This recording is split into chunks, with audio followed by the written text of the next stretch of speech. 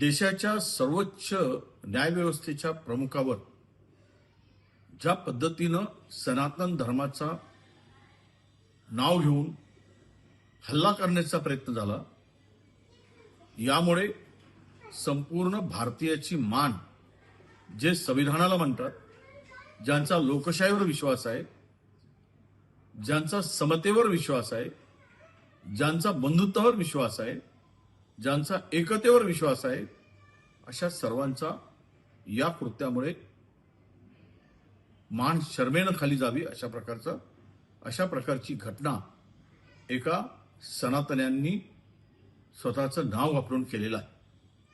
मुळात हा सनातनी हिंसक कसे होऊ शकतात? सनातन धर्माने तात्विक विरोध हा शिकवलाय.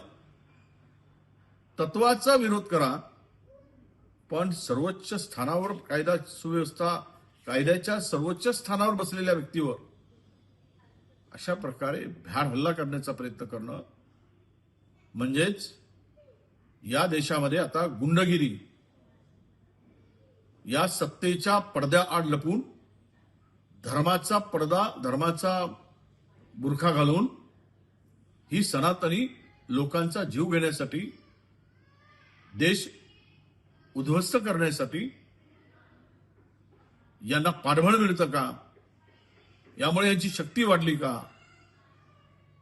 हा खरा प्रश्न उपस्थित होतोय. त्यामुळं या घटनेचा आम्ही निषेध करतो, निंदा करतो. अशा बोगस सनातन्याला, ज्या हिंदुत्वाचा आणि सनातन धर्माचा नाव घेऊन जे असे कृत्य करतो, त्याच्यावर कडक कारवाई झाली पाहिजे. तो कुठल्याही परिस्थितीत सुटता कामा नये आणि अशा नालायक प्रवृत्तीची मस्ती ठेचली गेली पाहिजे खऱ्या अर्थानं, असं आमचं मत आहे.